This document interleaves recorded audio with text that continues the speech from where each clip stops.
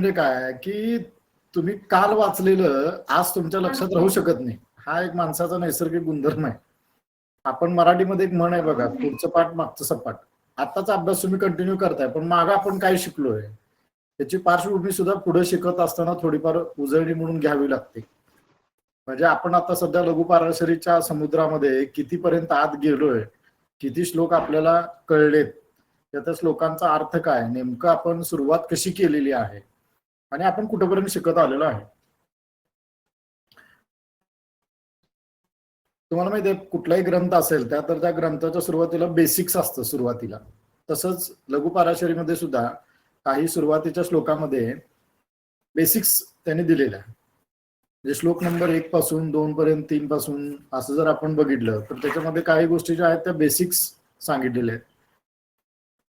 लघु पाराशरीचा पहिला श्लोक जो आहे त्या पहिल्या श्लोकामध्येच त्यांनी सरस्वतीची वंदना केलेली आहे. मी स्क्रीन शेअर करतो तुम्हाला त्याची.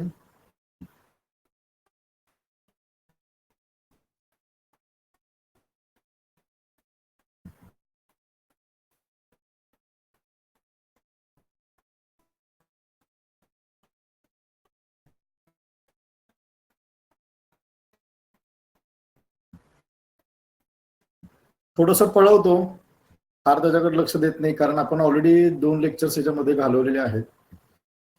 नोट्स पण तुमच्या समोर आहेत. सरस्वती वंदना करून आपण सुरुवात केलेली होती. सरस्वती वंदना का करतात हा एक सगळ्यात मोठा महत्वाचा मुद्दा आहे. का करतात? कारण सरस्वती ही विद्येची देवता आहे. वाचेवरती त्याचा अंमल आहे. वाचा म्हणजे बोलणं.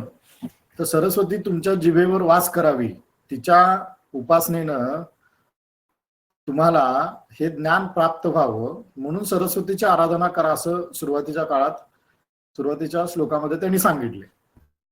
त्यांनी सांगितले की आम्ही करतोय तुम्हीही करा. सिद्धांतोपनिषदं शुद्धांतम परमेष्ठिनम शोनाधरम महत् किंचित द्वेनाधरम उपासमहे. म्हणजे ही जी काय सरस्वती आहे तिचे ओठ गुलाबी आहेत, ती ब्रह्मनिष्ठ आहे, शुद्ध अंतकरणाची आहे, तिनं हातामध्ये वीणा धारण केलेली आहे. अशा सरस्वती मातेला आम्ही वंदन करतोय आणि त्यांची उपासना करतोय. असा हा पहिला श्लोक आहे. पहिला श्लोक हा सुरुवातीचा श्लोक आहे. त्यांना इनडायरेक्टली सुचवायचा आहे की कुठल्याही शास्त्राची आपण अभ्यास करत असताना सुरुवातीला सरस्वती वंदना किंवा आराधना फार महत्वाची आहे. सरस्वती आराधना तुम्ही जेवढी कराल तेवढं तुम्हाला त्याचं फळ मिळत जाईल, चांगलं फळ मिळेल.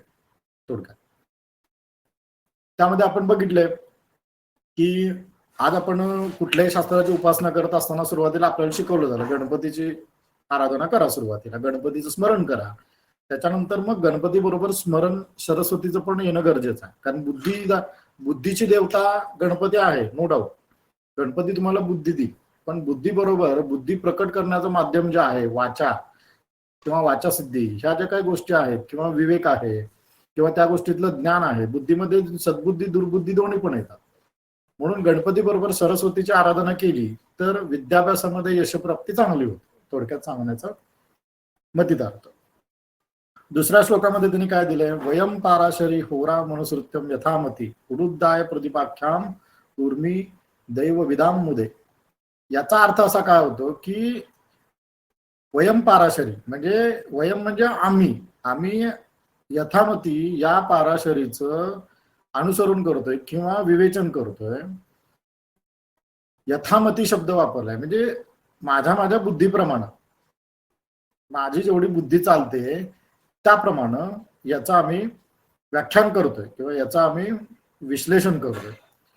उडिद्दाय प्रदीपाख्याम, उडुद्दाय प्रदीप या शब्दाचा उडुद्दाय म्हणजे नक्षत्र, उडुद्द म्हणजे नक्षत्र आणि दाय म्हणजे दशा, म्हणजे नक्षत्राच्या आधारावरती आयुर्दाय जाणून घेणे असं ह्या ग्रंथाचं मूळ पर्पज आहे. तर दुसऱ्या श्लोकामध्ये पण विशेष काय नाहीये, पण त्यांनी सांगितलं की मी माझ्या मतीप्रमाणे याचा अनालिसिस करतोय आणि त्या पद्धतीनं तुम्ही ते घ्यावं. तिसऱ्या श्लोकामध्ये आपण बघितलं फलाने नक्षत्र दशा प्रकारे विवृन्महे दशा विषोंतरी चात्र ग्राह्य नष्टोत्तरी चमता. म्हणजे इथं काय त्यांना सांगायचं आहे की ही जे काय उडुद्य प्रदीप ग्रंथ आहे त्याच्यामध्ये नक्षत्र दशा यांचं विवेचन केलेलं आहे आणि ह्या नक्षत्र दशा ज्या आहेत त्या विषोंतरी ग्राह्य आहेत, अष्टोत्तरी नाही, असं त्यांना इथं सांगायचं आहे. न अष्टोत्तरी मता, म्हणजे इथं अष्टोत्तरी दशा ग्राह्य धरलेल्या नाही. विषोंतरी आणि अष्टोत्तरी कधी कधी ग्राह्य धरतात. त्याचं इथं छोटंसं विश्लेषण दिलंय, नोट्स आहेत तुमच्याकडं. कृष्ण पक्षाच्या रात्री शुक्ल पक्षाच्या दिवसा जन्म झाला असेल तर अष्टोत्तरी दशेचं शुभाशुभ फळ मिळतात. शिवाय त्यांनी काय सांगितलं, लग्नेश पासून 4था, 5वा, 7वा आणि 9वा, 10वा या स्थानावर राहू असेल तरी सुद्धा अष्टोत्तरी दशा शुभाशुभ फळ देणारी असते. म्हणजे या दोन सिच्युएशन मध्येच अष्टोत्तरी दशा ग्राह्य धरा, अन्यथा तुम्ही विषोंतरी दशा ग्राह्य धरायला हरकत नाही, असं इथं त्यांना सांगायचं. 4थ्या श्लोकामध्ये त्यांनी काय सांगितलंय, बुधैर भवादया सर्वे ज्ञेया सामान्य शास्त्रतः. म्हणजे बुधैर भवादय म्हणजे इथं जे विद्वान लोक जे आहेत, विद्वान लोकांना हे जे काही शास्त्र आहे या शास्त्रामध्ये काही संज्ञा ज्या आहेत एकच शास्त्रानुसारेण संज्ञा, म्हणजे या शास्त्रामध्ये ज्या काही संज्ञा सांगितलेल्या आहेत, संज्ञा या शब्दाचा अर्थ कंटेंट, या शास्त्रामध्ये जे जे शब्द आले त्या शब्दांचा अर्थ काय किंवा कंटेंट जे त्यांनी वापरलेले आहेत त्याचं थोडक्यात विश्लेषण आम्ही करतोय, असा या श्लोकाचा अर्थ आहे.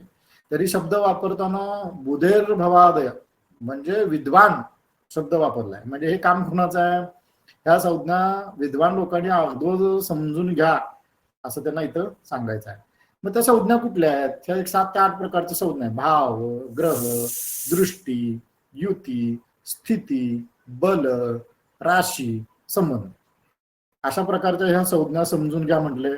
मग आपण 1 बाय 1 भाव बघितले, प्रत्येक भाव त्याला काय काय संज्ञा वापरतात सांगायची गरज नाही, ऑलरेडी आपल्याला माहिती आहे. तर हा झाला आपला लघु पाराशरीचं पहिला क्लास. म्हणजे ज्या क्लासमध्ये आपण पहिले 4 श्लोक जे आहेत ते आपण बघितलेले आहेत. ठीक आहे. आता पहिले 4 श्लोकामध्ये त्यांनी जे सांगितलंय त्यातला जो बुधैर भवात हा जो श्लोक आहे 4 नंबरचा, त्याच्यामध्ये त्यांनी 8 प्रकारचे संज्ञा ज्या आहेत त्या 8 प्रकारच्या संज्ञा लक्षात घ्या, त्याचा पहिला अभ्यास करा असं सुचवलंय. याचा अर्थ काय, हा ग्रंथ जर तुम्हाला समजून घ्यायचा असेल तर भावासंदर्भात सगळी माहिती पाहिजे तुम्हाला. 12 भाव आहेत, प्रत्येक भावाचं काय काम आहे, त्याला काय म्हटलं जातं ते माहिती पाहिजे. ग्रहांची माहिती पाहिजे तुम्हाला, बरोबर. ते ग्रह जे आहेत त्यातले ग्रहामध्ये शुभ ग्रह कुठले आहेत, अशुभ ग्रह कुठले आहेत हे माहिती पाहिजे तुम्हाला. त्याच्यानंतर दृष्टी आहे, दृष्टीमध्ये शुभ दृष्ट्या कुठल्या आहेत, दृष्ट्या किती प्रकारच्या आहेत. त्याच्यानंतर पूर्ण दृष्टी, अर्धदृष्टी, पाददृष्टी हे माहिती पाहिजे. युती आहे, युतीमध्ये 2 ग्रहांची युती, 3 ग्रहांची युती, 4 ग्रहांची युती असं आहे. स्थिती आहे, बलाबल आहे, राशी 12 प्रकारच्या 12 राशी आहेत, संबंध आहेत, युती, दृष्टी, क्षेत्र, परस्पर संबंध असे 4-5 प्रकारचे संबंध आहेत. तर या प्रकारचं जे काय बेसिक आहे ते बेसिक समजून घ्या असं त्यांना या श्लोकामध्ये अभिप्रेत आहे. बेसिक समजून घ्या म्हणजे काय, ही विद्या शिकण्यासाठी तुम्हाला ज्या ज्या संज्ञा किंवा जे जे शब्द या क्लासमध्ये येणार आहेत किंवा या पुस्तकात येणार आहे ते तुम्हाला माहित असणं गरजेचं आहे. सरळ सरळ अर्थ असा होतो. म्हणून आपण काय केलं, त्यावेळेला आपण ह्या संज्ञांचं विश्लेषण करून घेतलं. मग ह्या संज्ञा कुठल्या कुठल्या आहेत, त्याचा अर्थ काय, त्याचा वापर कसा केला जातो असा आपण ओघानं बघितलेला आहे. नंतर आपण दुसरा क्लास घेतला. दुसऱ्या क्लासमध्ये आपण पुढचे श्लोक किंवा या श्लोकामध्येच थोडं विश्लेषण परत वाढवलेलं आहे. मी परत स्क्रीन शेअर करतोय.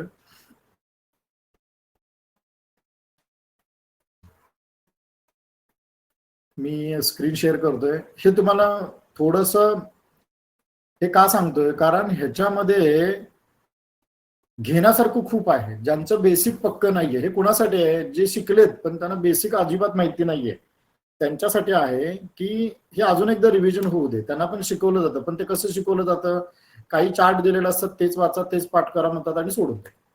ठीक आहे. मग इथं आपण काय बघितलं, भावामध्ये त्रिकोण संज्ञा बघितली. त्रिकोण म्हणजे 1 5 9 माहिती आहे तुम्हाला. त्रिकोणानंतर मूळ त्रिकोण किंवा त्रित्रिकोण, त्याच्यामध्ये 9वं स्थान येतं.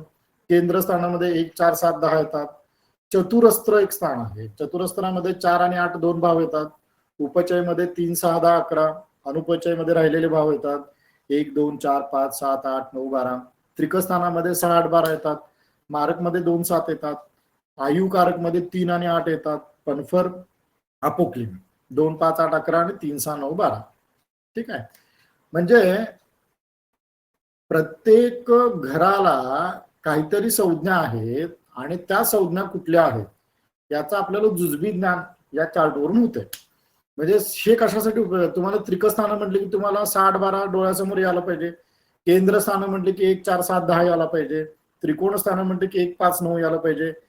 असं तुम्हाला एखादा शब्द सांगितल्यानंतर त्याच्या अर्थानं सांगितलेली स्थानं जी आहेत ती तुमच्या डोळ्यासमोर यावी, हा त्याचा मुख्य उद्देश आहे. ठीक आहे. नंतर 5 नंबरचा श्लोक आपण थोडासा मध्येच इथं घेतोय. 5 नंबरच्या श्लोकामध्ये त्यांनी काय सांगितलंय, पश्यन्ति सप्तमं सर्वे शनी जीव कुजादयः विशेषतश्च त्रिदश त्रिकोण चतुरष्टमान. इथं दृष्टी बदलताना बोलायचं. दृष्टीबद्दल त्यांना काय बोलायचं आहे की पश्यन्ति म्हणजे बघतात. सप्तमम सर्वे म्हणजे सगळे ग्रह स्वतःच्या स्थानापासून 7व्या स्थानावरती पूर्ण दृष्टीने पाहत असतात. पश्यन्ति सप्तमम सर्वे. त्याच्यानंतर त्यांनी काय सांगितलंय, शनी जीव कुजादया. म्हणजे शनी म्हणजे शनी, जीव म्हणजे गुरु, कुजला मंगळ म्हणतात. शनी, गुरु आणि मंगळ यांना विशेषतश्च म्हणजे यांना विशेष दृष्टी आहे. ती दृष्टी कुठली आहे, त्रिदश. म्हणजे पहिल्यांदा शनी आहे, क्रमानं बघितलं तर शनीला त्रिदश. त्रिदश म्हणजे 3 आणि 10. शनीला 3 आणि 10 विशेष पूर्ण दृष्टी. जीवाला पुढे काय दिले, त्रिदश त्रिकोण. त्रिकोण म्हणजे 5 आणि 9. जीवाला 5 आणि 9 म्हणजे गुरुला 5वी आणि 9वी दृष्टी पूर्ण दृष्टी आहे, विशेष दृष्टी आहे. चतुरष्टमान म्हणजे 4 आणि 8. कुजल म्हणजे मंगळाला 4 आणि 8. या श्लोकावरून एक सिद्ध होतं की दृष्टीमध्ये शनीला, गुरुला आणि मंगळाला विशेष दृष्टी आहे आणि ती या पद्धतीने आहे. म्हणजे शनी आपल्या दृष्टीपासून 3ऱ्या आणि 10व्या स्थानावर पूर्ण दृष्टीने पाहतो. गुरु आपल्या स्थानापासून 5व्या आणि 9व्या स्थानावर पूर्ण दृष्टीने पाहतो आणि मंगळ आपल्या स्थानावरून 4थ्या आणि 8व्या स्थानावर दृष्टी टाकतो. ठीक आहे. उद्या तुम्हाला कोणी विचारलं ह्याला आधार काय, तर हा श्लोक तुम्ही बिंदास सांगायचा. पूर्ण दृष्टी काय, ह्या श्लोकानुसार पूर्ण दृष्टी आहे. त्याच्यानंतर आपण काय म्हटलं, पाददृष्टी बघितली. इथं बघा, एक पाददृष्टी म्हणजे 3 10, द्विपाद दृष्टी म्हणजे 5 9, त्रिपाद दृष्टी म्हणजे 4 8 आणि सप्तम दृष्टी म्हणजे पूर्ण दृष्टी आणि विशेष दृष्टीमध्ये आता आपण बघितलं. ठीक आहे. 5वा श्लोक आपण मध्येच घेतला. नंतर आपण काय बघितलं की मूळ मालक. आता भावकारक आपण बघितले. भावभावेश नियमाप्रमाणे प्रथम स्थानाचा अधिपती रवी आहे, नैसर्गिक मालक आपण ज्याला म्हणतो. द्वितीय स्थानाचा गुरु आहे, तृतीयाचा मंगळ आहे, चतुर्थाचा चंद्र बुध आहे. परंतु पराशरांचं म्हणणं काय आहे की एका भावाला एकच अधिपती आहे, 2 नाही. पण अनेक ग्रंथामध्ये थोडं मतमतांतर आहेत. अनेक ग्रंथकारक काय म्हणतात की एका भावाला 2 3 3 ग्रह मालक आहेत. परंतु पराशर तसं म्हणत नाहीत. पराशर काय म्हणतात, एका घराला एकच मालक, एका घराला 2 मालक नाहीत. हा पराशरांचा नियम आहे. म्हणून हा फरक कुठल्या कुठल्या स्थानासंदर्भात आहे तो इथे तुम्हाला दिलाय. चतुर्थ स्थानाचा अधिपती नैसर्गिक मालक हा चंद्र बुध मानला जातो, परंतु पराशरांच्या मते फक्त चंद्रच मानला जातो. तिथं बुधाला त्यांनी महत्व दिलेलं नाही. पंचम स्थानाचा गुरु आहे, षष्ठाचा शनी मंगळ आहे. पण पराशर काय म्हणतात की फक्त मंगळ आहे, शनी नाही. सप्तमाचा शुक्र आहे, अष्टमाचा शनी आहे. नवम स्थानामध्ये रवी गुरु आहे, पण पराशर म्हणतात फक्त नवम स्थानाचा अधिपती गुरु आहे, रवी नाही. दशम स्थानामध्ये रवी बुध गुरु शनी आहे, पराशर म्हणतात फक्त दशमाचा बुध आहे. एकादश गुरु द्वादश शनी, यात कुठलं मतमतांतर नाही. पण ही जी 4 स्थानं आहेत, 4 6 9 आणि 10, याच्यामध्ये त्यांनी फक्त एकाच ग्रहाला प्राधान्य दिलेलं. ती एक लक्षात ठेवण्यासारखी गोष्ट आहे. त्याच्यानंतर हे तुम्हाला आता बघायचं काय, तुम्ही म्हणणार हे तर आपल्याला माहिती आहे, का बघायचं? पण कुठं कुठं श्लोकामध्ये काय काय शब्द येतात, त्याच्यामध्ये तुम्हाला षष्ठाधिप म्हटलं किंवा काही असे शब्द येतात की त्या शब्दामध्ये मूळ मालक जो आहे किंवा भावकारक ग्रह जो आहे तो कारको कारको म्हटलं तर आपल्या लक्षात आलं, कारको या शब्दाचा अर्थ काय की त्या स्थानाचा नैसर्गिक कारक ग्रह, त्याला कारक हा शब्द वापरला जातो. तर तुम्हाला त्यावेळेला लक्षात यायला पाहिजे की इथं भावकारक शब्दानं अर्थ घ्यायचा. हे का सांगायचंय की पुढे येताना काही श्लोक असे येतील की त्या श्लोकामध्ये तुम्हाला कन्फ्युजन व्हायला. ठीक आहे, माहिती आहे शुभ आणि अशुभ ग्रह आपल्याला बघितलेत आपण. शुभ ग्रहामध्ये गुरु बुध चंद्र आहेत, गुरु शुक्र बुध चंद्र. पाप ग्रहामध्ये रवी वगैरे वगैरे वगैरे. हे काय विचार करायची गोष्ट नाहीये, तुम्हाला माहिती आहे. पूर्णचंद्र, क्षीणचंद्र, ऑलरेडी नोट्स तुम्हाला दिलेले आहेत. 12 राशी आपण बघितल्या, राशींच्या दृष्टी आपण बघितल्या, पाददृष्टी, पूर्ण दृष्टी, एक पाद मध्ये कुठले येते, द्विपाद मध्ये कुठले, त्रिपाद मध्ये पूर्ण दृष्टी, विशेष मध्ये शनीच्या दृष्टी येतात, युतीमध्ये द्विग्रह, तिग्रह, चतुर्ग्रह, पंचग्रह, षष्टग्रह, सप्तम ग्रह, अष्टग्रह. म्हणजे ह्या ज्या काही दृष्ट्या आहेत त्या दृष्ट्या कुठल्या कुठल्या आहेत हे सगळं ह्याच्यामध्ये दिलेलं आहे.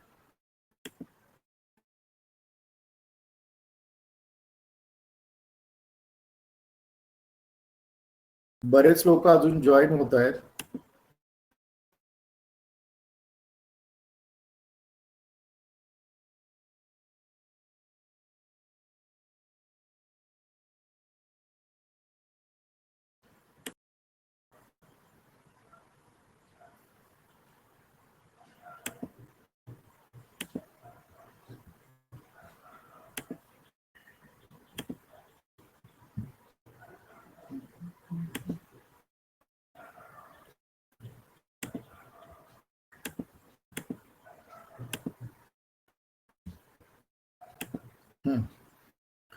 त्याच्यानंतर त्यांचा पुढचा एक होतं स्थिती. आता स्थितीमध्ये काय, फलादेश करत असताना त्रिकोण स्थित, केंद्र स्थित किंवा एक असा स्थानाचं शब्द वापरला जातो. तर ते काय, षोडश वर्गात म्हटलं तर आपल्याला षोडश वर्गाच्या कुंडल्या आल्या, लग्नादी भाव. स्थिती म्हणजे तो ग्रह कुठल्या भावामध्ये स्थित आहे याचं विश्लेषण. आता बल बघा, बलामध्ये स्थान बल, काल बल, दिग्बल, चेष्टा बल, नैसर्गिक बल, हे 5 प्रकारची बल आहेत. हे पण विचारात घ्यायला पाहिजे. त्याची एक वेगळी पीडीएफ सुद्धा मी तुम्हाला टाकली बलाबलाची. एखाद्या ग्रहाचं बलाबल पाहत असताना काय काय गोष्टी विचारात घ्यायच्या त्याच्या संदर्भात एक सेपरेट पीडीएफ आहे की ज्याच्यामध्ये बलाबलाचं सगळं विश्लेषण आहे. ती आपल्या ग्रुपला टाकलेली आहे, पाहिजे तर परत आज अनेकदा शेअर करतो. नंतर भाव आपण मागे बघितलेत, केंद्र, त्रिकोण, द्विधादर्शक, अष्टम स्थान वगैरे वगैरे वगैरे. ग्रह बघितलेत, शुभ त्रिकोणेश आहेत, अतिशुभ मध्ये त्रिकोण, केंद्रेश वगैरे येतात. अतिशुभ मध्ये जे ग्रह केंद्र आणि त्रिकोण दोन्हींचे अधिपती होतात त्यांना अतिशुभ संज्ञा वापरलेली आहे. म्हणजे वृषभ लग्न घेतलं, वृषभ आणि तुळा लग्नाला शनी, कारण तो केंद्र आणि त्रिकोण दोन्ही स्थानांचा अधिपती. कर्क लग्नाला आपण मंगळ घेतलाय, कर्क सिंह लग्नाला, कारण तो केंद्र आणि त्रिकोण दोन्ही स्थानांचा अधिपती येतो. मकर कुंभ लग्नाला शुक्र आहे, वृषभ आणि तुळा राशी केंद्रात आणि त्रिकोणात येतात. असं आहे. पाप ग्रह आहेत 3, 6, 11, त्रिषड आहे, पाप ग्रह आहे ते, हे पण दिले याच्यामध्ये. मेष लग्नात बुध, त्यांना पाप का म्हटलेलं आहे व्याख्या दिली आहे. ज्याच्या 1 किंवा 2 राशी त्रिषडामध्ये असतील किंवा द्विर्द्वार दर्शक म्हणजे 2 12 असतील तर तो ग्रह म्हणजे पापग्रह, पापी म्हणजे अशुभ. म्हणजे मेष लग्नात बुध बघा, मेष लग्नाची कुंडली समोर आणा. मेष लग्नामध्ये तृतीय स्थानाचा अधिपती 1, 2, 3, तृतीय स्थान म्हणजे आणि षष्ठ स्थान म्हणजे तृतीय स्थानामध्ये मिथुन राशी आणि षष्ठामध्ये कन्या राशी. म्हणजे ह्या बुधाच्या 2 राशी एक तृतीय स्थान आणि षष्ठात येते. म्हणजे हे यांची एक राशी त्रिषडामध्ये, लक्षात आलं का? त्यांच्या 2 किंवा 1 राशी त्रिषडामध्ये किंवा 2 12 असतील ते ग्रह पापग्रह. ठीक आहे. तसंच मिथुन लग्नात तर रवी आहे बघा. रवी म्हणजे त्यांची मिथुन लग्न जर घेतलं तर 3, 4, 5 5वी राशी जी आहे रवीची राशी ती 3ऱ्या स्थानामध्ये येते. तुळा लग्नामध्ये गुरु, तुळा लग्नामध्ये बघा तृतीय स्थान आणि षष्ठ स्थानामध्ये गुरुच्या राशी येतात. म्हणजे त्यांना इथं सांगायचं आहे की ज्यांच्या 2 राशीपैकी जर 3, 6, 11 मध्ये राशी आल्या तर ते पापग्रह होतात. परमपापी, त्याच्यापेक्षा जास्त पापी कोण? इथं 1 रास आली. आता जर अशुभ स्थानामध्ये 2 राशी आल्या तर त्याला परमपापी म्हणायचं. मग कोण असतं? वृषभ लग्नाला गुरु. आता वृषभ लग्नाला गुरु कुठं कुठं येतो? एक अष्टमेश येतो आणि एक लाभेश येतो. म्हणजे 8 आणि 11. एक त्रिषडामध्ये एक अष्टमात आहे. कन्या लग्नाला मंगळ. कन्या लग्न मांडा. मंगळाच्या राशी कुठं कुठं येतात बघा. हे प्रयोग करून बघितल्यानंतर तुम्हाला लक्षात येईल की एक शुभ ठिकाणी एक अशुभ ठिकाणी. सम मध्ये काय? शुभ आणि अशुभ असं दोन्ही फळं देत नाहीत, ते सम. म्हणजे जे शुभ आणि अशुभ दोन्ही फळं देत नाहीत त्यांना सम म्हणतात. म्हणजे द्विर्द्वार दर्शक राशी. म्हणजे मिथुन लग्नात चंद्र, मिथुन लग्नाची पत्रिका मांडा, चंद्र द्वितीयात आहे. सिंह लग्नात चंद्र, चंद्र व्ययश आहे. कर्क लग्नात रवी द्वितीयश आहे. कन्या लग्नात रवी व्ययश आहे.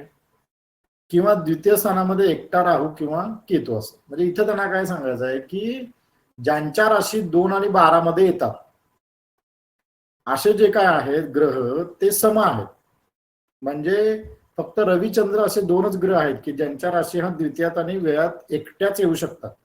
काय दोघांना एकट्याच राशी आहेत. बाकी सर्व ग्रहांना 2-2 राशी आहेत. आणि राहू केतू एक येऊ शकतात. म्हणजे द्वितीय आणि द्वादश स्थानामध्ये राहू आणि केतू सुद्धा येऊ शकतात. ठीक आहे. त्याच्यानंतर कारक, केंद्र आणि त्रिकोण स्वामींशी संबंध. म्हणजे कारक मध्ये केंद्र आणि त्रिकोण दोघांशी संबंध आहे. परंतु त्यातला कुणाचाही अष्टम आणि एकादशचा संबंध नसेल किंवा स्वामी नसेल असे केंद्रेश आणि त्रिकोणेश हे कारक असतात. ठीक आहे. त्याच्यानंतर मार्केश बघितलं. मारक स्थानामध्ये स्थित. मार्केश म्हणजे 2 आणि 7चे अधिपती, याला मार्केश म्हणतात. मारक स्थानात स्थित पाहिजे. त्रिषडाधीश पाहिजे. म्हणजे 3, 10, 11चे स्वामी पाहिजे. 3, 6, 3, 10चे 11चे. द्वितीयश आणि सप्तमेश 2 आणि 7चे अधिपती पाहिजे. असे जर ग्रह असतील तर ते मार्केश म्हणून ग्राह्य धरतात. संबंध आपण बघितले. पुढची संज्ञा संबंध. स्थान संबंध आहे, युती संबंध आहे, दृष्टी आहे. हे ऑलरेडी तुम्हाला माहिती आहे. स्थान संबंध मध्ये एक दुसऱ्याच्या राशीत असणे. युती म्हणजे एकत्र असणे. एकंतर म्हणजे 2 ग्रहापैकी एक ग्रह दुसऱ्याच्या राशीत असून दुसरा ग्रह जर त्याला पाहत असेल तर अशाला एकांतर संबंध, अन्योन्याश्रय योग म्हणतात त्याला. किंवा परस्पर ग्रह संबंध, परस्पर एकमेकांना पाहत असतील तर. सहधर्मी, ज्यांचे गुणधर्म समान आहेत ते सहधर्मी. विरुद्ध धर्मी, ज्यांचे गुणधर्म एकमेकांच्या विरोधात आहेत. सहधर्मी मध्ये केंद्रेश केंद्रेश, त्रिकोणेश त्रिकोणेश. विरुद्ध धर्मी मध्ये त्रिकोणेश त्रिषडा, त्रिकोणेश अष्टमेश, त्रिकोणेश मार्केश, केंद्रेश मार्केश. याला आपण विरुद्ध धर्मी म्हणतो. एक शुभ आणि एक अशुभ दोन्ही एकत्र येणे. उभयधर्मी म्हणजे काय? जे शुभ मध्ये पण येतं आणि अशुभ मध्ये पण येतं. म्हणजे चतुर्थेश बघा केंद्रात पण येणार आणि ह्याच्यात पण येणार. सप्तमेश बघा केंद्रात येते. दशमेश केंद्रात पण येते, ह्याच्यात पण येणार, चतुरस्त्र मध्ये पण येणार. असे स्थान आहे. अनुभयधर्मी म्हणजे बघा द्वितीयेश आणि द्वादशेचे स्वामी, त्यांना अनुभयधर्मी म्हणतात. जे शुभ आणि अशुभ गुणधर्म दाखवत नाहीत. म्हणजे रवी आणि चंद्र, कारण त्यांच्या दोन्ही राशी नाहीयेत, एक एकच राशी आहे. ठीक आहे. म्हणजे इथपर्यंत ग्रंथकारांना सांगायचं आहे की या संज्ञा तुम्ही समजून घ्या. ठीक आहे. संज्ञा समजून घ्या, त्याच्याबरोबर दृष्टी जी आहे ती दृष्टी सुद्धा तुम्ही समजून घ्या. संज्ञामध्ये हे जे काही 8-9 प्रकार आहेत त्या 8-9 प्रकार तुम्हाला ब्रीफ मध्ये माहिती पाहिजे. आता खरा खेळ इथून सुरू होतो. आता तुम्ही म्हणाल खरा खेळ म्हणजे काय? तर बरोबर आहे, हा एक प्रकारचा खेळच आहे. इथून पुढचे जे श्लोक आहेत ते अतिशय महत्वाचे आहेत. ते फक्त तुम्हाला क्लिअर व्हायला पाहिजे. ठीक आहे. आणि कन्फ्युजिंग करणार आहे. कन्फ्युजिंग करणारे म्हणजे काय की तुम्हाला हे श्लोक वाचल्यानंतर कन्फ्युजन होणार. आता कन्फ्युजन का होणार ह्याचं सगळ्यात मोठं आणि महत्वाचं कारण असं आहे की ते तुम्हाला शिकवलं गेलेलं नाही. कुठल्याही सिलेबसमध्ये किंवा कुठल्याही विद्यालयामध्ये हे शिकवलं गेलेलं नाही आणि त्यामुळे तुमचं कन्फ्युजन होतं. मला म्हणायचा उद्देश हा आहे. ठीक आहे, तरी सुद्धा आता आपण बघू पुढचा श्लोक जो आहे तो श्लोक काय सांगतो. तो श्लोक असा सांगतो, शेअर करतो स्क्रीन तुम्हाला.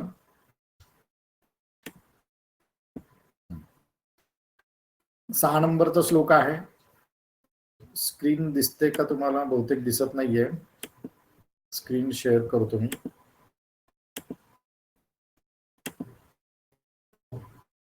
अजूनही लोक जॉईन होत आहेत. कोण राहिले का जॉईन व्हायचं अजून?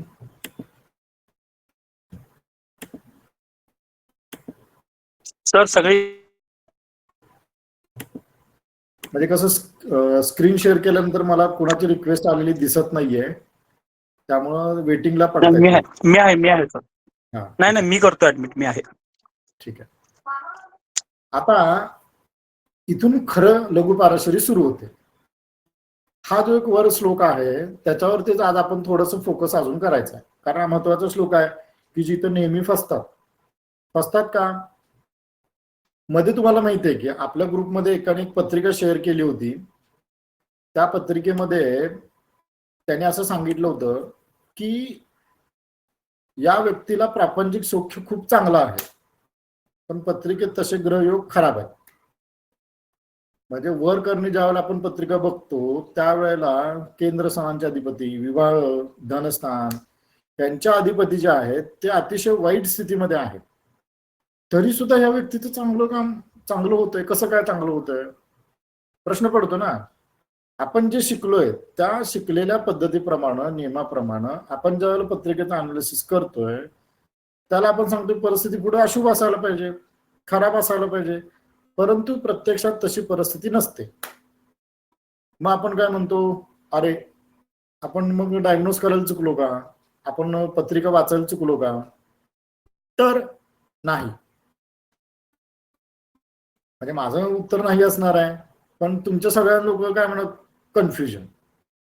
आपण तर असं शिकलोय, पत्रिका तर अशी दाखवते, प्रत्यक्ष व्यक्तीला बघितलं तर त्या पत्रिकेप्रमाणे काहीच दिसत नाही. याचा अर्थ असा आहे की आपण कुठेतरी रिडिंग घ्यायला चुकलोय आणि ते रिडिंग कसं करायचं याच्या संदर्भात असलेले नियम आपल्याला माहिती नाही. तर त्यातलाच अपवादात्मक एक नियम आहे की जो तुम्हाला सर्वांना माहिती पाहिजे, आणि हा नियम जो आहे तो जगातल्या मोठ्या लोकांना लागू पडणारा नियम आहे. कसं सांगतो, स्क्रीन शेअर करतो मी.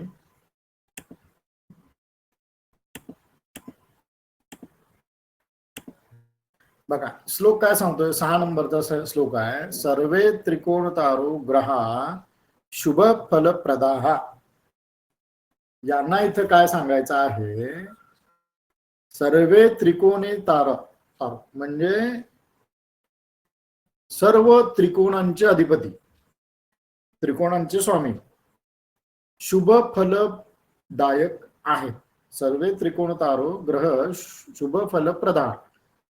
ठीक आहे. दुसऱ्या वाक्यात त्यांना काय सांगायचं आहे की पतय शब्द काय बघा, पतय. पतय शब्दाचा अर्थ पतय त्रिषडायाना, पतय त्रिषडायाना यदि पाप फलप्रदा. म्हणजे त्यांना सांगायचं काय आहे की त्रिकोण स्थानांचे अधिपती हे नेहमी शुभ फल देतात. आणि त्रिषडाय, त्रिषडाय म्हणजे त्रिषडायमध्ये 3 भाव येतात. 3 भावांचे अधिपती जे आहेत ते अशुभ फल देतात. ते कोण आहेत? 3, 6, 11 या स्थानांचे अधिपती हे अशुभ फल देतात. इथं त्यांना 2 नियम सांगायचे आहेत. पहिला नियम काय, त्रिकोणांचे अधिपती शुभ फलदायक आहेत आणि त्रिषडायच्या आधी हे पाप फलदायक आहे. ठीक आहे. म्हणजे त्रिकोण मध्ये आपण म्हणतोय 1, 5, 9 म्हणजे घेत असताना आपण 1, 5, 9, आता काही ठिकाणी काय शब्द वापरतात की त्रिकोण म्हणजे 5 आणि 9च घ्या, 1 घेऊ नका. लग्नात लग्नशाला घ्यायलाच पाहिजे, लग्नशाला सोडून कसं चालेल? ज्या वेळेला असा उल्लेख होतो, असा म्हणजे कसा, त्रिकोणे, त्रिकोणा म्हणजे त्रिकोणतार असा शब्द ज्या वेळेला येतो त्यावेळेला आपल्याला तिन्ही 1, 5, 9 या तिघांचाही संबंध घेणं गरजेचं आहे. म्हणजे लग्नेशामध्ये महत्वाचा आहे, कारण तो एक केंद्र पण होतो आणि एक त्रिकोण पण होतो. म्हणून लग्नेशाला इथं जास्त महत्व आहे, कारण तो केंद्राधिपती पण आहे आणि त्रिकोणाधिपती पण आहे. म्हणून लग्नेशाला सुद्धा इथं घेणं गरजेचं आहे. आता त्याच्यामध्ये एक युक्तिवाद केलेला आहे. मी तुम्हाला मुद्दा म्हणून हा युक्तिवाद दिलेला आहे. मुद्दा म्हणून का दिलेला आहे, त्याच्यामध्ये एक व्यावहारिक उदाहरण दिलेलं आहे. मी नेहमी सांगत असतो, जसं आपल्या समाजामध्ये, आपल्या घरामध्ये मित्रमैत्रिणी, परिवार, नातेसंबंध याच्यामध्ये जे स्वभाव असतात, याच्यामध्ये जे गुणधर्म असतात, याच्यामध्ये जे वादविवाद, त्याचं जे काय रिफ्लेक्शन असतं ते वरून आलेलं असतं. म्हणजे वर पण तसंच आहे, बरोबर. आता इथं एक श्लोक दिलाय बघा, त्रिकोण स्थानांच्या अधिपतीच्या बाबतीत एक वचन दिलेलं. काय दिलंय त्याने? विद्या धर्मो गृहे चेत चेतस्तदा क्रूरोपी साधुताम. इथं त्यांना काय म्हणायचं आहे की एखाद्या घरामध्ये विद्या धर्म यांचा प्रचार होत असेल तर त्या घरातला क्रूर माणूस सुद्धा साधू होतो. ठीक आहे. व्रजते तयु साधुत्वम, म्हणजे सर त्या घरामध्ये एखाद्याचा साधू असेल तर तो अत्यंत साधू होतो, म्हणजे तो पुढच्या स्टेजला जातो. म्हणजे यांना काय सांगायचं आहे की एखाद्या घरामध्ये जर चांगलं काम होत असेल, म्हणजे धार्मिक कार्य होत असेल, विद्यादानाचं काम होत असेल किंवा शिक्षणाचं काम होत असेल, तर त्या घरामध्ये प्रचार झाल्यानंतर त्यामध्ये एखादा क्रूर माणूस जरी असेल तरी तो साधू होतो. आणि जर साधू असेल तर तो पुढच्या गतीला जातो. साधुश्चेदिति दृश्यन्ते. पुढे काय सांगितलं त्यांनी?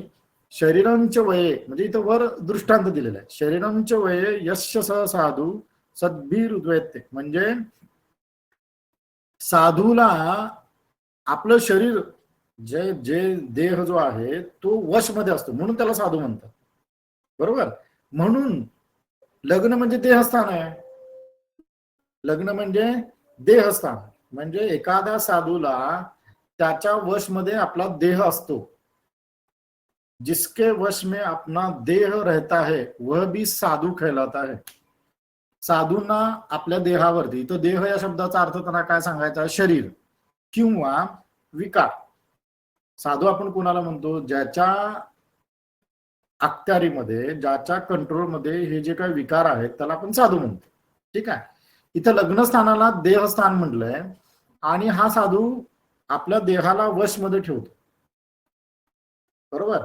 इसीलिए देह भाव म्हणजे लग्न, विद्याभाव म्हणजे पंचम स्थान आणि धर्म भाव म्हणजे नवम स्थान, तीन स्थानों के आधिपत्य से ग्रहों में भी साधुता जाना समुचित है. आता तुम्हाला हे कळलंय का? बघा, इथं त्यांना काय सांगायचं आहे की त्रिकोण स्थानामध्ये 1, 5, 9 3 स्थानांचे अधिपती येतात. यांना सांगायचंय की त्रिकोण स्थानांचे अधिपती नेहमी शुभ फल देतात. जरी ते अशुभ ग्रह असले तरी सुद्धा ते शुभ फल देतात, हे त्यांना इथं सांगायचं आहे. मग त्यासाठी त्यांनी एक उदाहरण दिलंय. उदाहरण काय दिलंय? एक घर आहे. घर म्हणजे काय? देह आहे. ठीक आहे.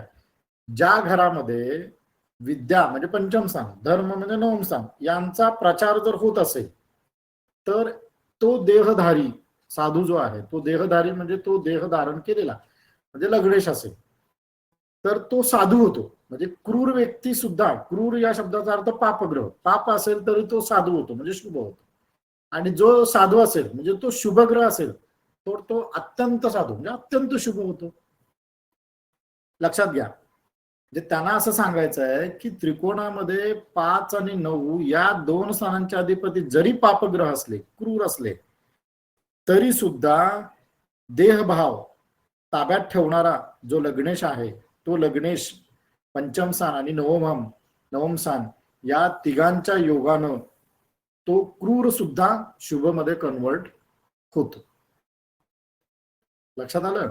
की मुद्दा म्हणून सांगण्याचं प्रयोजन एकच आहे की आपल्याला ज्या वेळेला एखादा पापग्रह त्रिकोणाधिपती म्हणून एखाद्या स्थानात बसतो किंवा त्रिकोणात केंद्रात बसतो, त्यावेळेला त्याचं व्हॅल्युएशन कसं करणार, त्यासाठी हा श्लोक सांगितलाय. कारण तो विद्या आणि धर्मस्थान या दोन्ही स्थानांचा अधिपती असून त्याचा प्रचार प्रसार, याचा अर्थ त्याची संगत ही त्या व्यक्तीला साधुत्वाकडे नेते, म्हणजे शुभत्वाकडे नेते.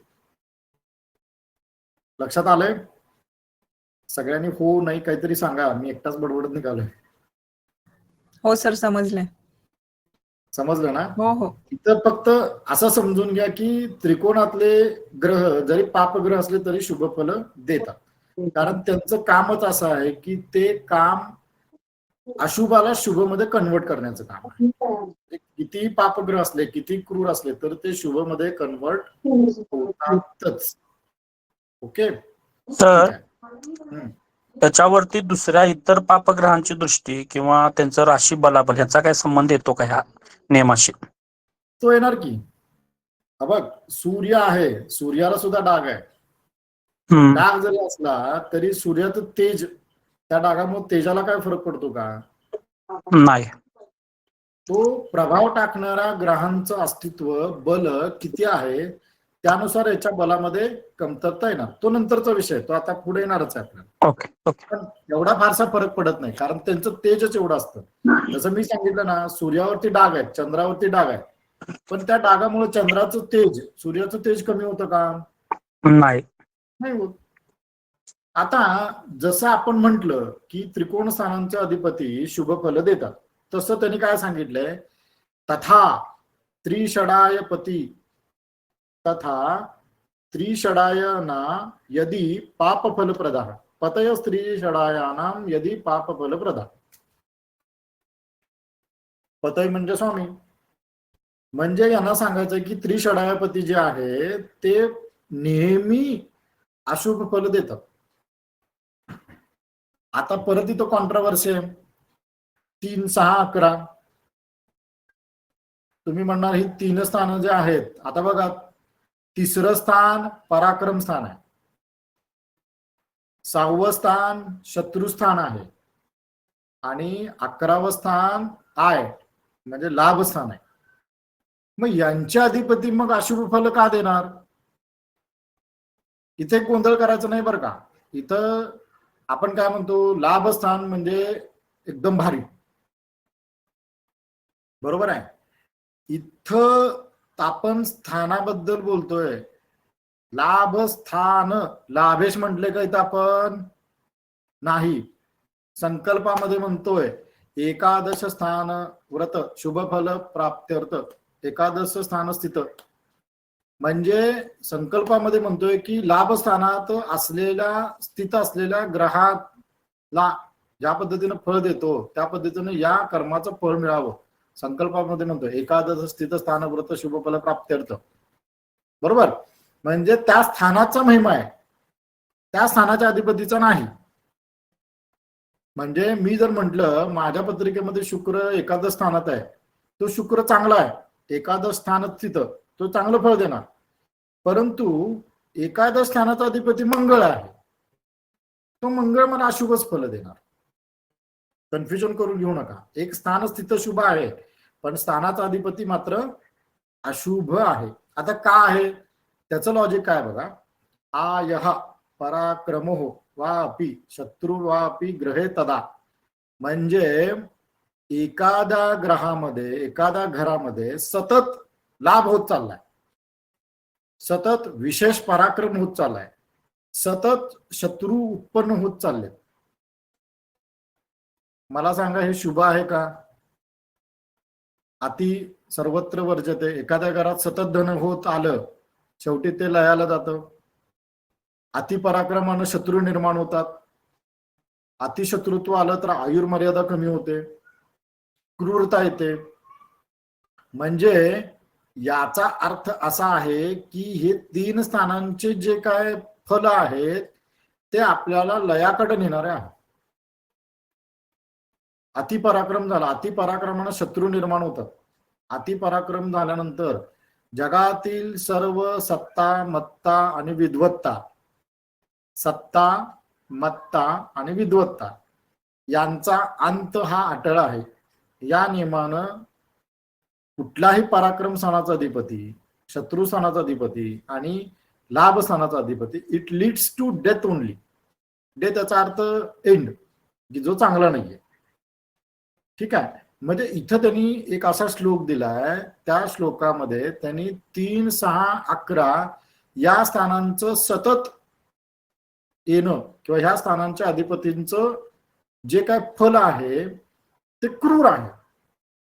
म्हणून त्यांनी काय म्हटलंय बघा, या स्थानांचे अधिपती शुभ ग्रह जरी असले तरी ते क्रूर होतात, ते चांगलं फळ देत नाहीत.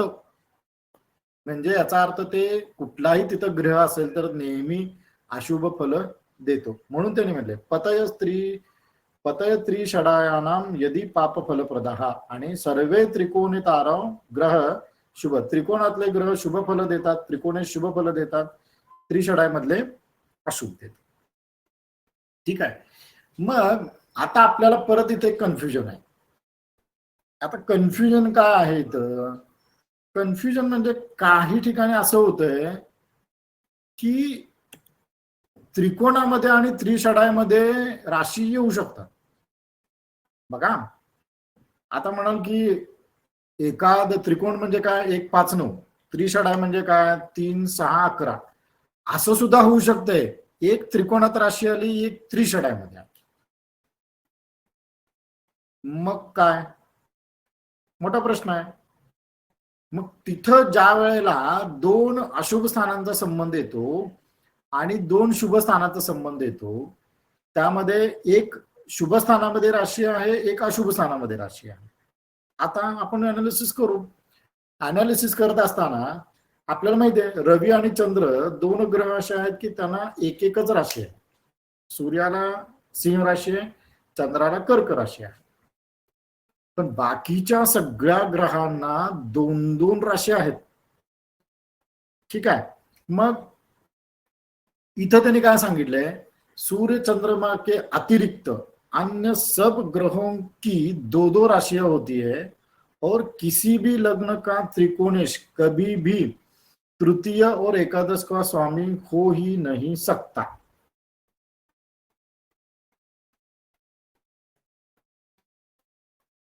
ट्राय करून बघा. आता त्यांनी उदाहरण दिले बघा, सिर्फ कर्क, कन्या और मकर लग्नों की कुंडलियों में क्रमशः गुरु, शनि आणि बुध ये त्रिकोण के स्वामी होते हैं और साथ ही साथ षष्ठ स्थान के भी स्वामी होते हैं. इथं त्यांना काय सांगायचं आहे, कर्क लग्न मांडा. कर्क लग्नामध्ये गुरु जो आहे तो 9व स्थान म्हणजे त्रिकोण स्थान आलं और षष्ठ स्थान का स्वामी होता है. म्हणजे षष्ठामध्ये धनुराशी आली आणि 9व स्थानामध्ये मीन राशी आली. मग इथं काय झालं, तो षष्ठेश पण आला आणि त्रिकोणेश पण आला. एक त्रिषडाय आला, एक त्रिकोण आला. तसंच त्यांना कन्या लग्नात पण सांगायचं आहे. कन्या लग्नात त्यांना काय सांगायचं आहे, शनि पंचम स्थान और षष्ठ स्थान का स्वामी होता है. म्हणजे पंचम स्थान एक त्रिकोण स्थान, षष्ठ स्थान परत त्रिषडाय आलं. मकर लग्नाला पण त्यांना हेच सांगायचं, मकर लग्न के लिए बुध 9व स्थानाचा अधिपती आहे आणि षष्ठाचा अधिपती आहे. म्हणजे एक त्रिषडाय आलं, एक त्रिकोण आलं. मग आता या परिस्थितीमध्ये काय करणार? आपण काय म्हणतोय, त्रिकोण स्थानांचे अधिपती नेहमी शुभ फल देतात, त्रिषडाय नेहमी अशुभ फल देतात. इथं त्रिकोण पण आलाय आणि त्रिषडाय पण आलाय. काय करणार?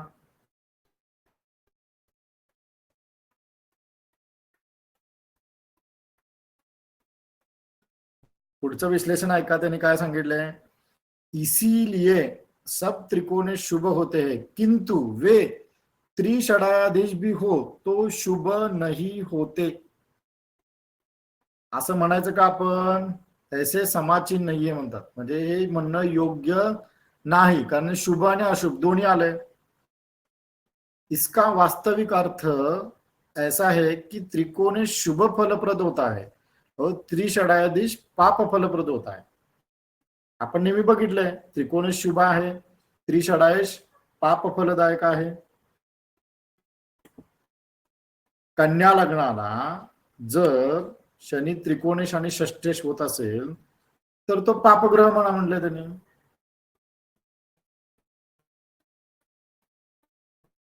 मराठी टीकाकार नवाथे म्हणून आहेत, नवाथ्यांचे पुस्तक आहे. नवाथ्यांनी काय अर्थ दिलाय बघा. नवाथे, रघुनाथ शास्त्री, पटवर्धन वगैरे हे जे काय लेखक आहेत त्यांनी त्यांचं मत कसं मांडलंय बघा. सप्तग्रह यदि त्रिकोण के अधिपती हो, याने सप्तग्रह म्हणजे 7 ग्रह, कुठलाही ग्रह असू दे, जर त्रिकोणाचे अधिपती असतील, पंचम नवम स्थान के अधिपति हो तो शुभ फल उत्पन्न करते हैं और 3, 6, 11 इन स्थानों के स्वामी होने पर अशुभ फल करते. त्रिकोण के स्वामी यदि पाप ग्रह हो तो भी शुभ फल देते हैं और 3, 6, 11 के स्थानों के स्वामी यदि शुभ ग्रह हो तो भी पाप फल देते हैं. ठीक आहे. मग पाप कुठले आणि शुभ कुठले दिले. बुध शुक्र गुरु पूर्णचंद्र शुभ ग्रह म्हटले, रवी मंगळ शनी चंद्र पापग्रह म्हटले. काटवेंचे विचार काय, काटवेंचे विचार काय, पंचम स्थान और नवम स्थान के अधिपति शुभ फल देते हैं, ऐसा कहा है, पर उपरोक्त स्थानों के अधिपति किस स्थान में बैठने से शुभ फल देते हैं इसके संबंध में कुछ भी कहा नहीं है. कल्पना करो कि इन त्रिकोण स्थानों के अधिपति 3, 6, 8, 12 स्थानों में स्थित हो तो शुभ फल मिलेगा क्या. महत्वाचा प्रश्न आहे. अशा प्रश्न आपल्याला पण पडायला पाहिजे. म्हणजे जर समजा तिथं लिहिलं असेल त्रिकोण स्थानांचे अधिपती शुभ फल देतात, 3, 6, 11 देत नाहीत, दोन्हीकडे दोन्हीच्या राशी आले तर तुम्ही काय करणार आहे. बरोबर आहे. असाच प्रश्न सगळ्या ग्रंथकारांना पडला, प्रत्येकानं त्याच्यावरती मत व्यक्त केले. काहींनी सरळ सरळ सांगितले की जर तो ग्रह इतर परिस्थितीमध्ये शुभ संबंधान असेल तर शुभ घ्या, इतर परिस्थितीमध्ये अशुभ संबंधान असेल तर अशुभ घ्या. जातक पारिजातक मध्ये काय लिहिलंय बघा. भाग्येषु मारकस्तेषु जात भाग्यम निरर्थकम, भाग्येशे सहजे वित्ते सदा भाग्यानुचिंतनम. तृतीय स्थानावर काय म्हटलंय त्यांनी, सप्तमम द्वितीय स्थान न मारकस्थानम मुच्यते. आता ह्यांचा अर्थ काय आहे, मोठा प्रश्न आहे ना. ह्यांचा अर्थ काय आहे. आपला मूळ प्रश्न हाच आहे. जर समजा त्रिकोण आणि त्रिषड आहे, एकच ग्रह असेल, 2 राशी आहेत, येऊ शकतात, कुठल्या कुठल्या लग्नाला ते आपण बघितलं, तर काय.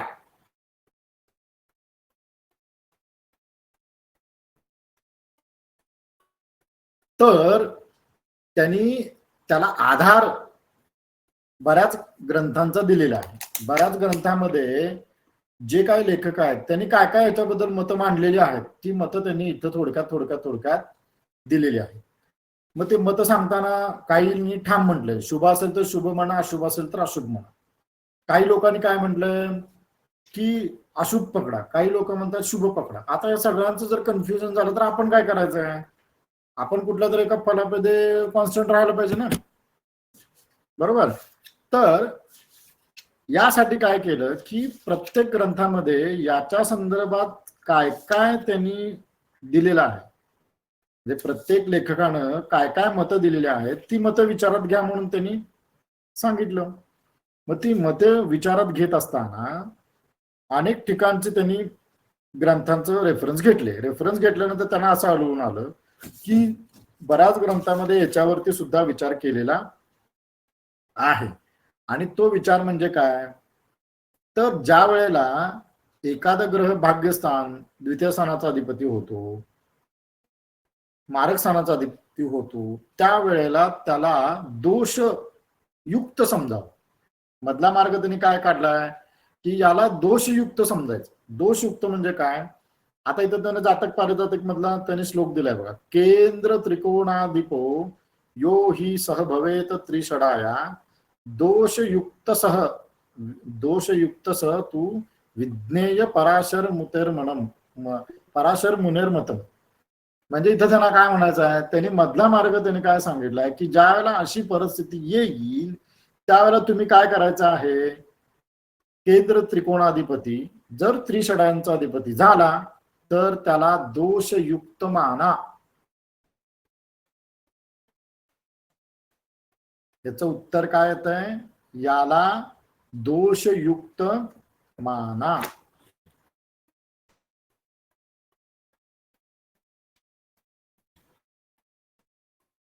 लक्षात आलं का बघा. इथं कन्फ्युजन आहे हे सिद्ध झालंय बरोबर. एका श्लोकामध्ये सांगितले त्रिकोणाचे अधिपती शुभ फलदायक देतात, त्रिषडा अशुभ देतात. दोन्हीचं झालं तर काय, दोन्हीचं झालं तर तो अधिपती जो आहे तो दोष सहित आहे किंवा दोषयुक्त आहे हे आपल्याला मान्य करावं लागेल. म्हणजे त्याला तुम्ही व्हॅल्यू देताना 50-50% द्यायची.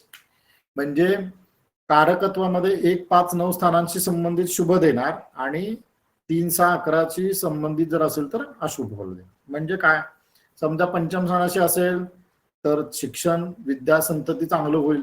षष्ठ स्थानाशी संबंधित आला तर सगळं चांगलं आहे पण आरोग्य खराब असेल. म्हणण्याचा अर्थ लक्षात घ्या. समजा तो 11व्या स्थानाचा अधिपती आलाय आणि 9 स्थानाचा पण आला, षष्ठ स्थानाचा पण आला, 6, 11चा अधिपती आहे. आरोग्य चांगलं राहणार नाही पण पैसे चांगले मिळतील, उत्पन्न चांगलं राहील, त्याचं होऊ शकतं ना. आपण नाही म्हणू शकत नाही त्याला. असं हे जे काय कन्फ्युजन आहे ते तुम्हाला इथं क्लिअर व्हायला पाहिजे. ज्या वेळेला अशी परिस्थिती येईल त्यावेळेला शुभ कुठल्या गोष्टीमध्ये पकडावं आणि अशुभ कुठल्या गोष्टीमध्ये पकडावं. कॉन्ट्रावर्सी असू शकते. एक उदाहरण सांगतो. अंबानींचा मुलगा, तो जाड आहे, त्याचं काय नाव,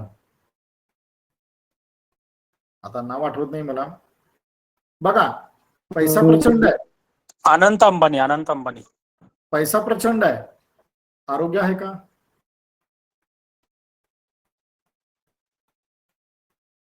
त्याच्या पत्रिका तुम्ही अभ्यास केला तर एखादा ग्रह असा असणार आहे की जो 6 आणि 11चा अधिपती आहे. म्हणजे XYZ तो त्रिकोणाचा त्रिषडामध्ये किंवा केंद्र त्रिकोण आणि त्रिषडामध्ये असणारच आहे. अनालिसिस करून बघा, जिथं पॉझिटिव्ह पण आहे निगेटिव्ह पण आहे, दोन्ही चेक करून बघा. हा अभ्यासाचा विषय आहे. ग्रंथकारांनी त्यांचं मत सांगितलंय, त्यांनी कन्फ्युजन आहे हे पण सांगितलंय. त्या कन्फ्युजन मध्ये तुम्ही मार्ग काय काढायचा आहे, शुभ अशुभ किंवा दोषयुक्त आहे असं पकडा. शुभ स्थानाशी संबंधित जर फल पाहिजे असेल तर शुभ फल मिळणार, अशुभ स्थानाच्या संदर्भात असेल तर त्याचं फळ अशुभ मिळणार, म्हणजे दोन्ही मिळणार. विचार करताना तुम्हाला संयम ठेवून विचार करावा लागणार, गोंधळ करायचा नाही. ठीक आहे, जरा आपण पुढे जाऊ. स्क्रीन शेअर करतो परत मी.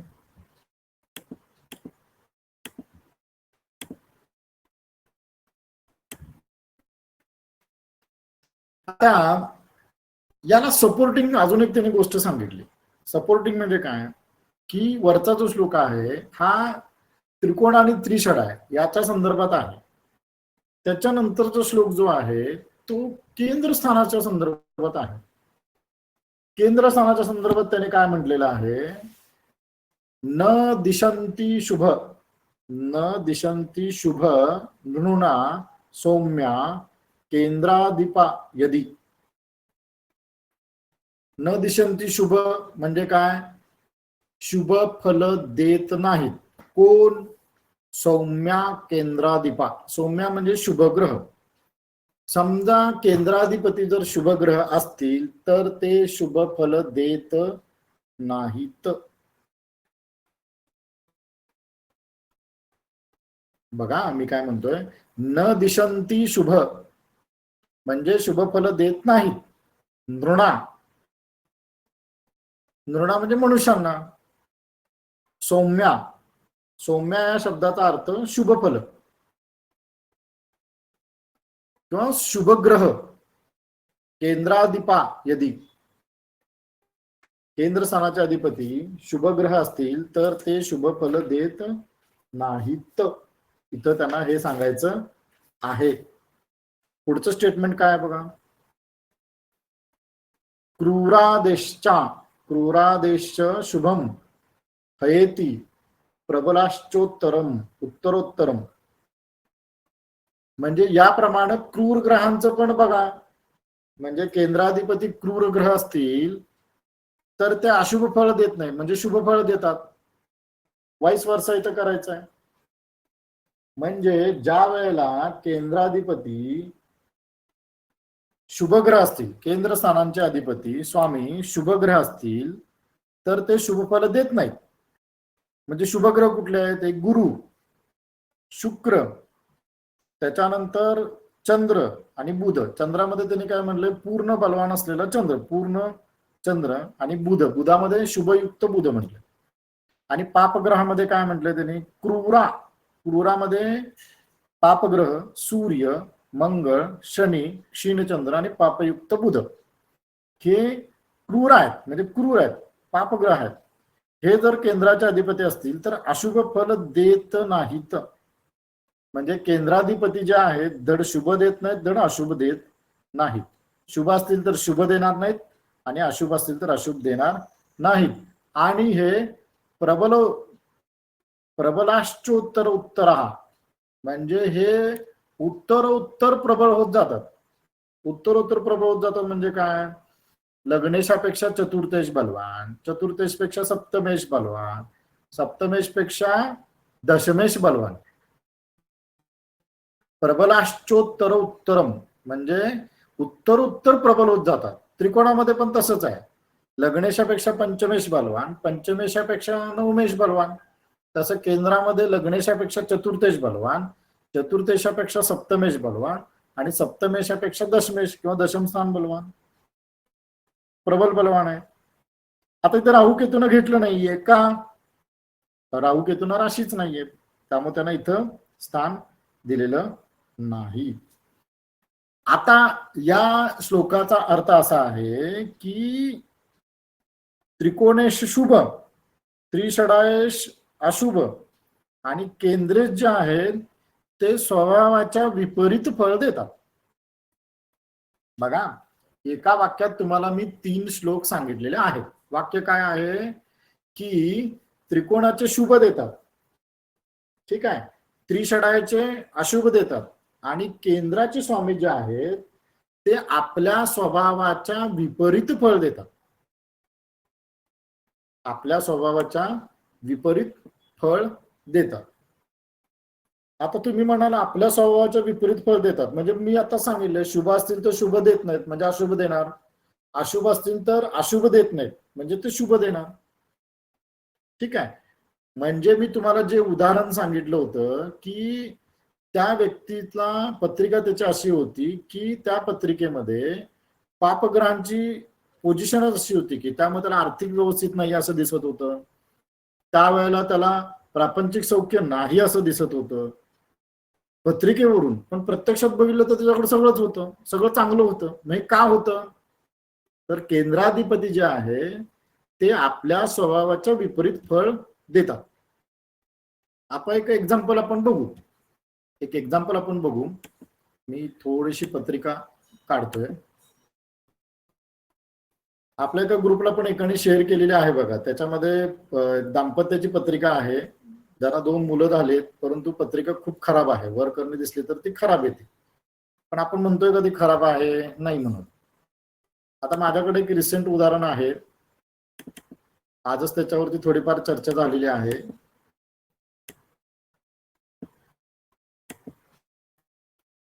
मी स्क्रीन शेअर करतो.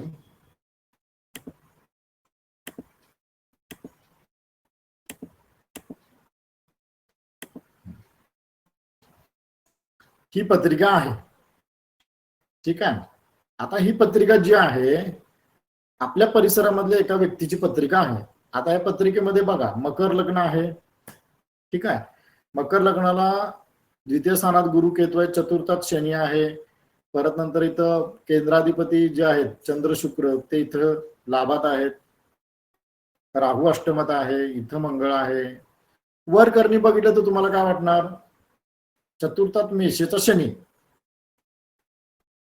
तुमचं पहिलं प्रेडिक्शन काय असेल हो?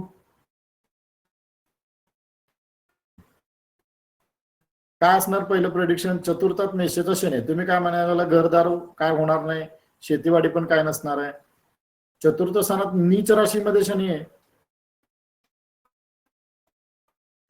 वाटणं स्वाभाविक आहे की नाही? तुमचं पहिलं काय होणार, शेती नसणार आहे. बरोबर आहे चतुर्थच ना? मंगळाचं चतुर्थामध्ये जर पापग्रह असेल तर हानी होते ना. मूळ मालक नैसर्गिक ग्रह आहेत, त्यांचा विरोधातला ग्रह आहे चतुर्थात. परंतु या व्यक्तीला 4.5 एकर जमीन आहे.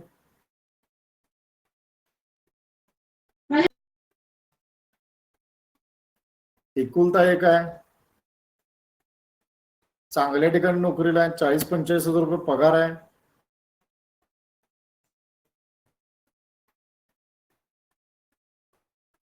म्हणजे इथं अर्थ काय झाला? केंद्र स्थानामध्ये असलेले पापग्रह केंद्राधिपती जर आहेत, आता इथं जर केंद्राधिपती बघितलं तर ते कुठल्या स्थानामध्ये आहेत बघा पत्रिका. केंद्राधिपती त्रिषड आहे, म्हणजे तो 11व्या स्थानामध्ये आहे. सप्तमेश आणि दशमेश चंद्र शुक्र आहे, 11व्यात आहेत. द्वितीय शनी चतुर्थात आहे, मंगळ भाग्यात आहे. शनी चंद्र शुक्र, शनी मंगळ चंद्र शुक्र. सांगण्याचं तात्पर्य काय, अशा हजारो पत्रिका तुम्हाला बघायला मिळते की ज्यामध्ये केंद्रामध्ये पापग्रह आहेत किंवा केंद्रेश पापग्रह आहेत. त्यावेळेला निगेटिव्ह फळ द्यायचं नाही. अलीकडे आपल्याकडे एक अधिवेशन झालं, त्या अधिवेशनामध्ये महामानवांच्या कुंडल्या 10 कुंडल्या कुलकर्णी सरांनी सोडवून दाखवल्या. महामानव कसे तयार होतात? सिंपल आहे. ज्यांच्या आयुष्यामध्ये संघर्ष आहे अशी लोक जे आहेत ती महामानव म्हणून गणली जातात. संघर्षाशिवाय माणूस मोठा होतो का? नाही होत. संघर्ष हा केंद्राधिपती संघर्ष करायला होतो. मग आपण काही लोकांच्या पत्रिका अशा बघितल्या की ज्या केंद्रामध्ये शुभग्रह असलेल्या बघितल्या. केंद्रामध्ये कर्केचा गुरु, आपण काय म्हणतो, अरे वा किती भारी आहे. पण काय झालं? वस्तुता बघायला गेलं तर घरदार सोडून काय सुख मिळालं त्यांना? घरदार सोडून रानावनात राहायला लागलं. इथं केंद्राधिपतीचा नियम लागू पडतो. आपल्या इकडे एक बडा नेता आहे, त्याच्या पत्रिकेमध्ये दशमात कर्केचा राहू आहे. मोठ्या दर्जाचा राजकीय व्यक्ती. म्हणजे इथं काय सांगायचं आहे की केंद्र स्थानांचे अधिपती त्यांच्या स्वभावाच्या विपरीत फळ देतात. अशुभ असेल तर अशुभ देतात, शुभ असेल तर शुभ देतात. हे तुम्हाला इथं लक्षात घ्यायचं आहे. याच मध्ये एक श्लोक येतोय, मी परत स्क्रीन शेअर करतो. हे रत्नाकर हरिश्चंद्र पाटील कोण आहेत बरं? हे त्यांचं कंटिन्यू ऍडमिट येत आहे. ऍडमिट केलं की ते परत बाहेर पडत आहेत.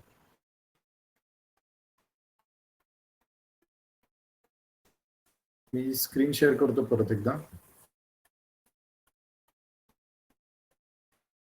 आता इथं बघा, इथं त्यांनी ह्याला एक सपोर्ट देणारा श्लोक इथं दिलाय. श्लोक आणि उदाहरण पण दिलंय. ईशाम ग्रहे सुखम राज्यम धनम चापि वारांगना विस्मरंती स्वभावम स्वम तेहि तल्लग्न मनसः तस्माद तदाधिपत्येन शुभा नैव शुभफलम पापः पापफलम नैव दिशंती परिस्फुटम.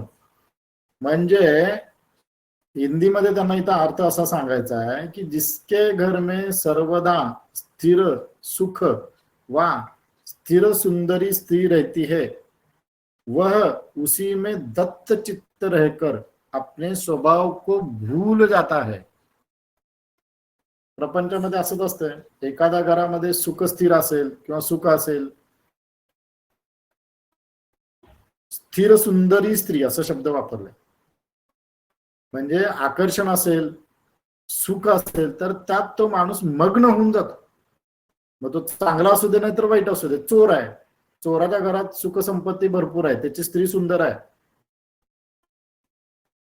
त्याच्यात तो गुंतलाय, तो दत्त चित्त म्हणजे त्यामध्ये मग्न झालाय. तो जरी तो चोर असला तरी तो त्याचा नैसर्गिक स्वभाव विसरून गेला.